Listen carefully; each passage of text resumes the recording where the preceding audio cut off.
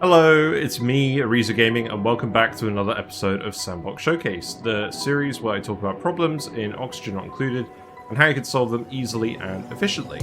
So, today I want to talk about salt, and I want to talk about a very specific thing about salt. It's a fairly unremarkable material that you may use in rusty oxidizers or you may get out of your desalinators, but it has a very interesting property that people keep mentioning, and I wanted to do a video about it.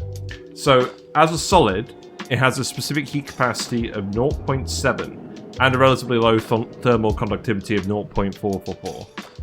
If we have a look at it, you'll see it melts into a liquid over 800 degrees C. And again, as molten salt, there's nothing too unusual going on. Same properties.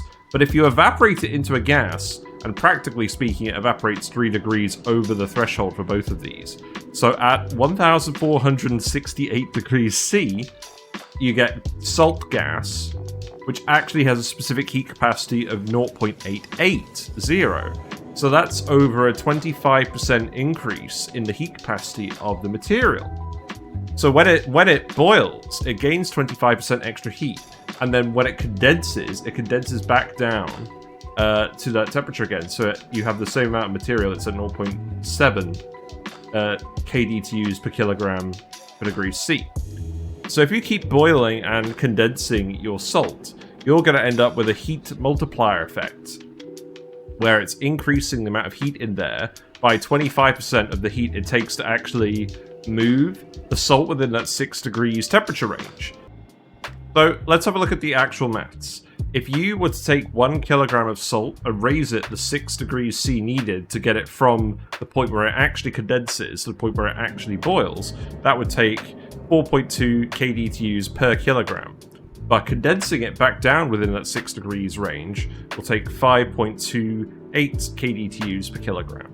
So you're going to have a net heat generation of 1.08 kDTUs per kilogram of salt that is boiling in your system.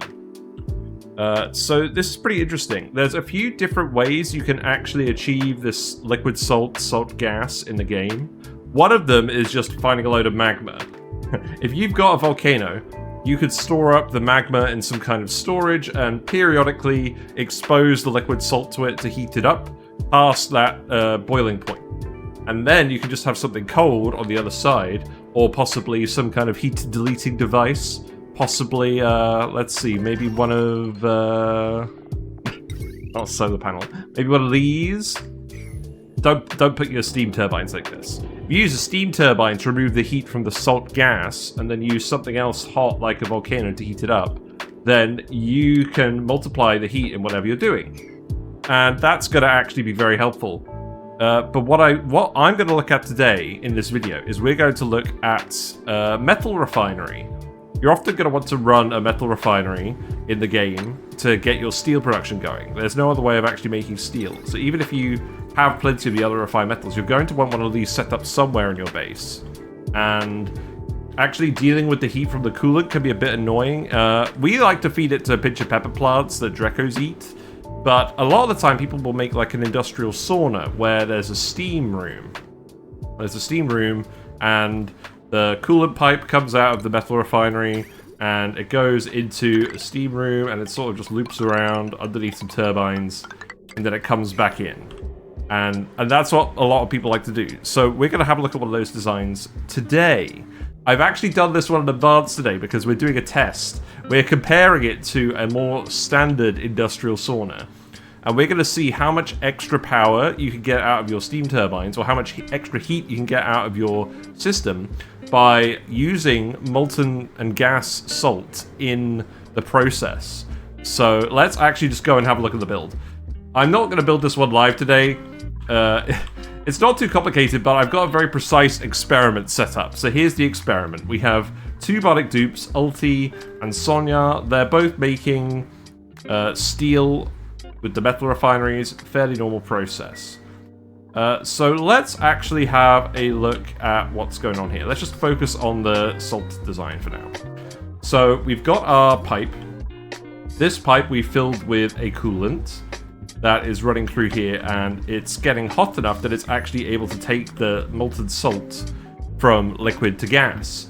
And you'll notice that the coolant we've used is liquid uranium. I picked this for a very specific reason that I love to talk about in depth. So if we actually have a look in here, it would help if I could spell liquid right. So because liquid uranium has a freezing point of 130 degrees C and has a boiling point of 4,130 degrees C-ish, it has a hugely wide temperature range that makes it relatively easy to melt some uranium ore. That, like, let's say you get like a heavy watt wire, you make it out of some uranium ore that you find lying around a radioactive biome, and you could just pour something hot over this. You could just put this into your steam turbine room, and if it gets hot enough, you could just melt that into liquid uranium, bottle it up, and then dump it with a bottle drainer, so one of these buildings, and then just dump it straight into the pipe. You want to make sure that the pipes are very well insulated when they're running through the base. I'd recommend making this one out of ceramic. This material is very hot, and you want as little heat to get transferred to your base in general as possible. This running through the insulated tiles could be igneous rock. It doesn't really matter too much. You want some radiant pipe in here. Normally I recommend using aluminium. I wouldn't recommend aluminium in this case because it actually melts well below the temperature of this salt. So you're going to end up with a pool of liquid aluminium in here. Ironically enough, you can actually use liquid aluminium as the Metal Refinery coolant.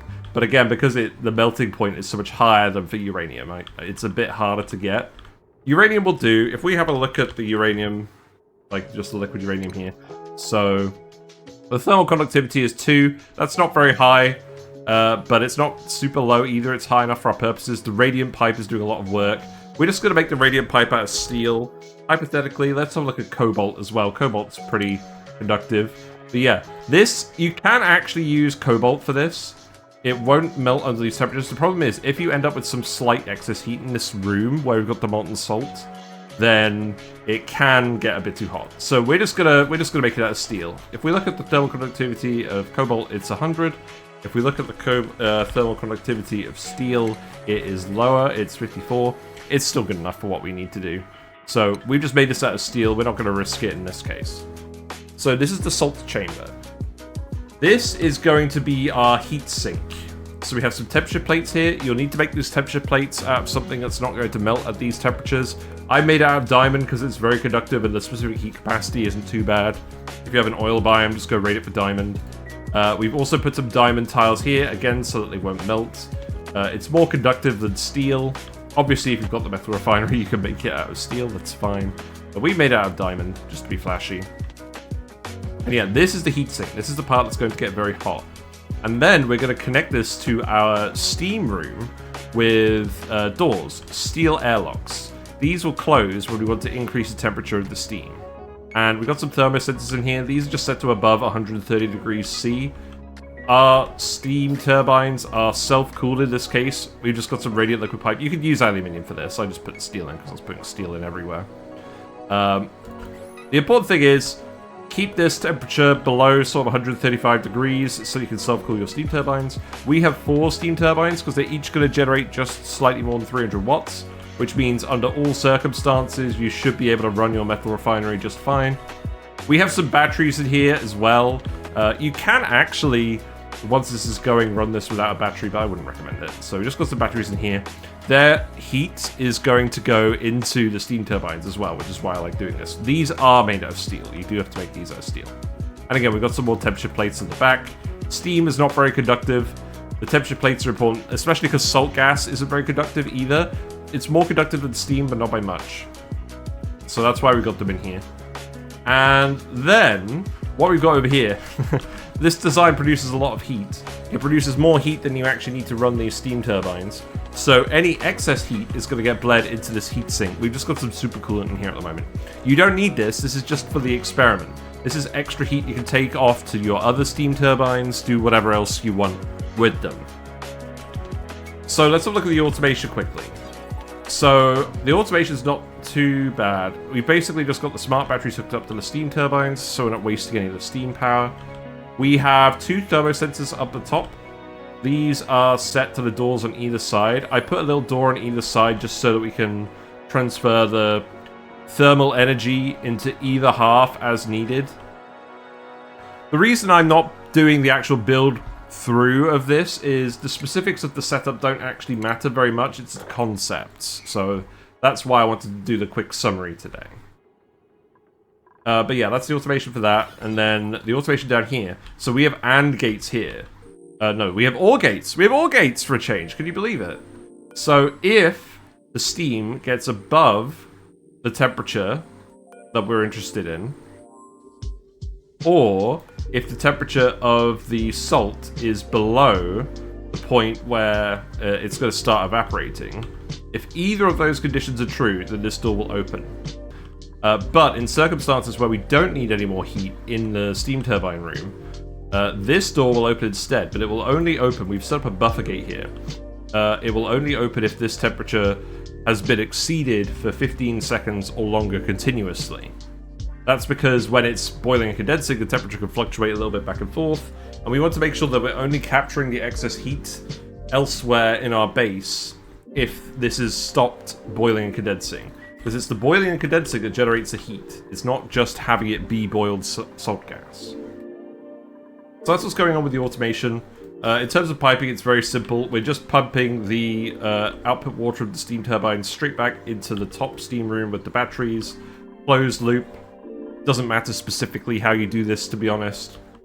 And then the loop for the metal refinery. We literally just took some liquid uranium from this dev pump here, but you can do it with a bottle drainer. We put it in here. It's coming out this way, and it's just running once straight past the liquid only. Because we only really care about transferring the heat to the liquid. We don't want to transfer the heat to the gas. We want the gas to condense on this. So that's why we've done it like that. That pipe is just for the bionic dupe. We have got a bionic dupe with 2 operating boosters and no debuffs in here. So if we have a look at them, they have a machinery skill of 10, plus 100% machine operation speed. They've got a light. And again, I've just fitted this little nook here with some insulated tiles.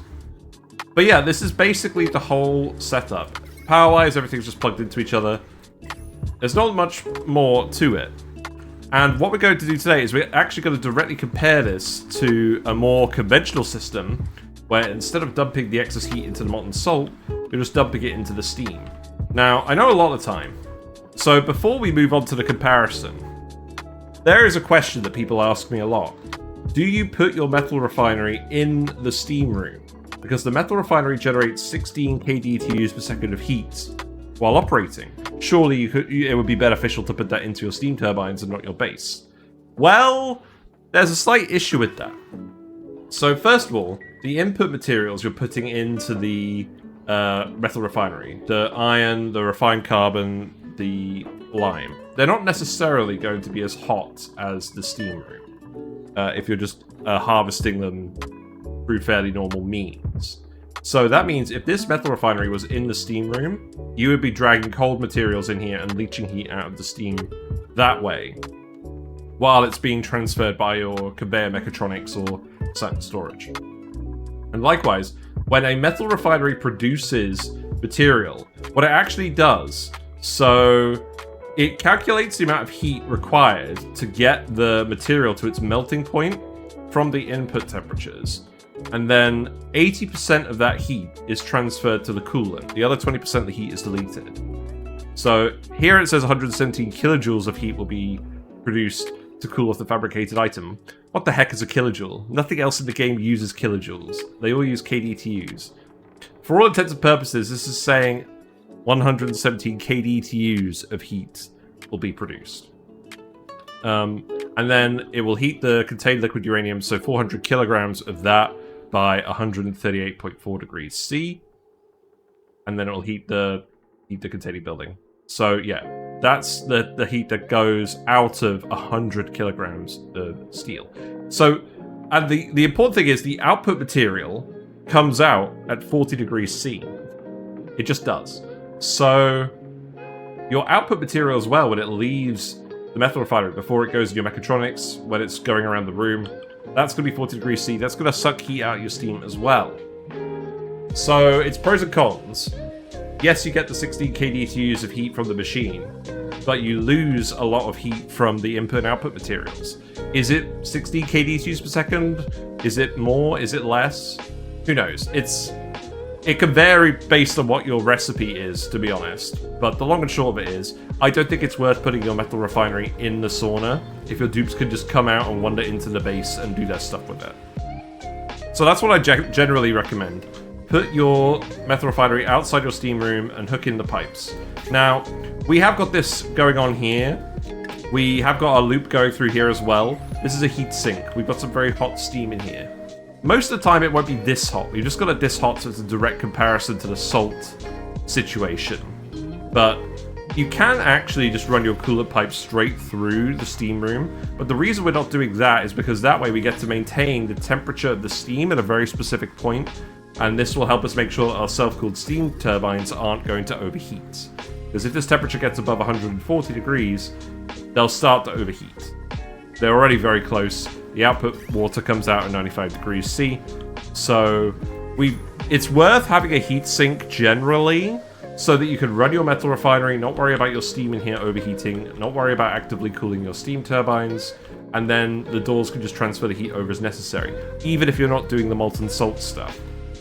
So yeah, the only difference between these two setups is this room is full of steam instead of salt.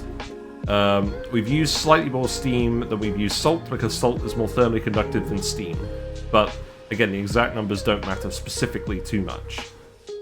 So yeah, now we're just going to run it for a bit. This supercoolant, we started it off at 0 degrees C, and this is all separated from the system. So we're going to run it for like, I don't know, like 5-ish cycles, and we're going to see how much excess heat gets dumped into each lot of supercoolant. But let's just run it a little minute so you can see what I'm actually talking about. So we're running our setup. You can see here, we've got the liquid salt.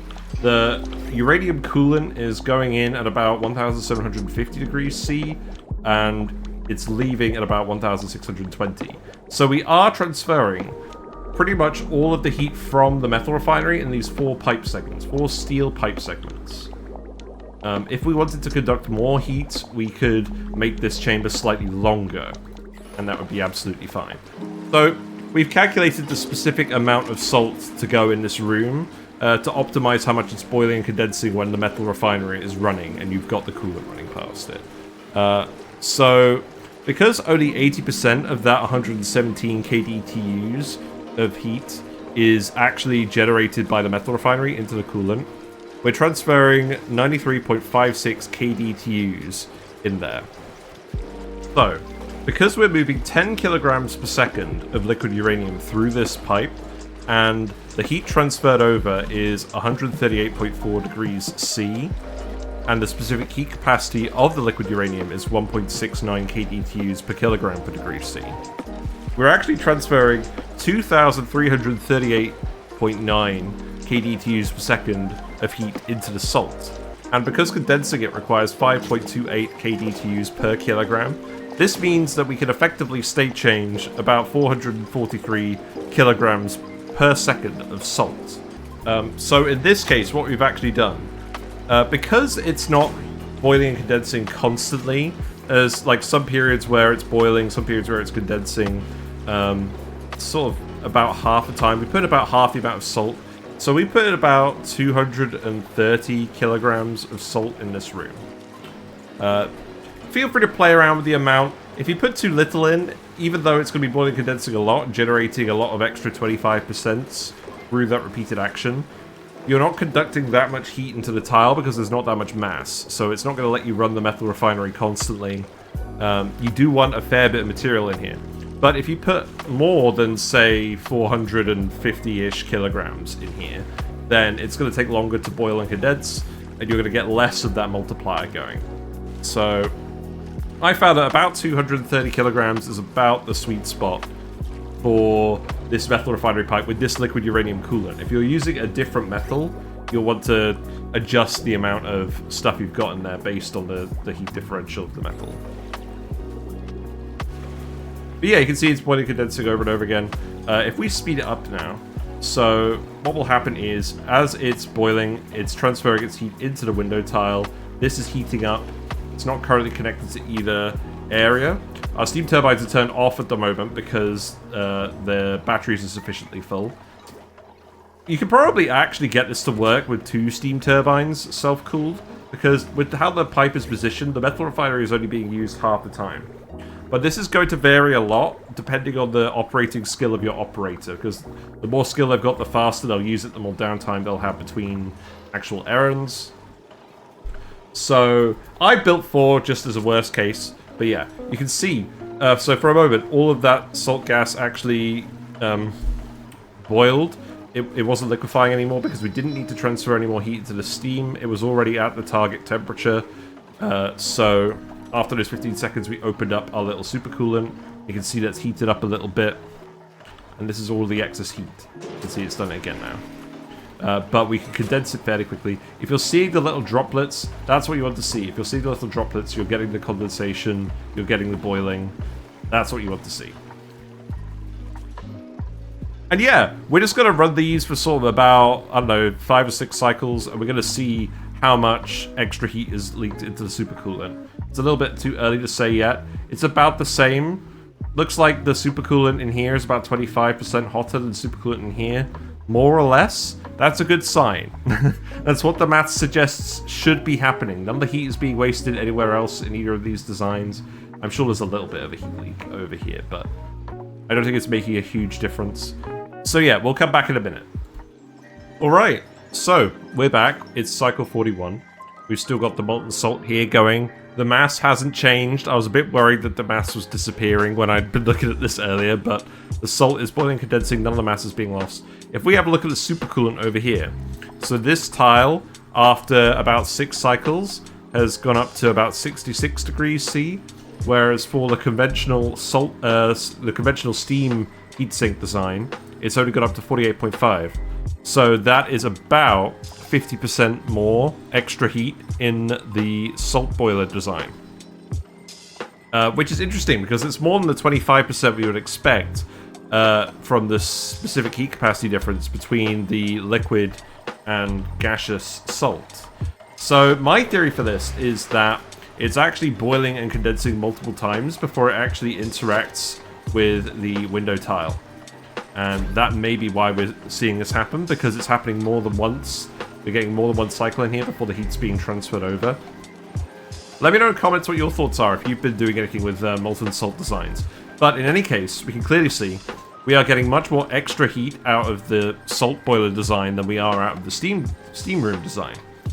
And this could go to other steam turbines in your base to run other things. It could go into, say, like a regolith melter or a phosphorus melter. There are many other heat sources you could use for your salt boiling, but a metal refinery is probably the easiest one that you're going to have on hand, and using the salt in this case does make it more efficient to run.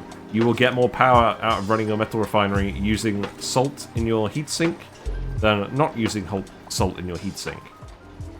So yeah, those are my thoughts on this whole salt gas, salt boiling, state changing design phenomenon. You could use it to make your steam turbines slightly more efficient. You could use it to get more power out of them with your typical metal refinery setups. Let me know in the comments how you like to set up your metal refineries. Let me know in the comments if you have some better uses for molten salt. I've seen people use it with regolith melters to great effect. Just any process where you're generating large amounts of heat, molten salt will help you multiply that heat and get there. There are other materials in the game that will let you multiply heat as well, but I think this is probably one of the easiest to get your hands on and get up and running, which is why most people talk about it. But yeah, we're probably going to build this on the Twitch stream at some point. At the moment, our metal refinery is running off of Dreco's eating pincher pepper plants, which is okay for now, but I want to get it set up on something a bit more confined so we can move the Dreco somewhere else. But yeah, Sour Gas will Bust, the Twitch run is going well. We're about to start doing some interesting industry stuff on there. We're going to set up Radbot rockets, go look for some thermium, and then we're going to commit to the actual big base design that we've been waiting for the whole time. So yeah, we stream Twitch on weekday evenings, and hopefully I'll see you there. Whiskers, take us away. Bye for now. Whiskers sends thanks to the following Twitch subscribers and YouTube members: 999999999, Ayla Ivo, FRD. Lagbot 30,000, Neo Deus Machina, Quantum Zari, Stinger's Playground, Sweet Danger Kitty, Uglavisk, User 4101, and Christian Nielsen 9363.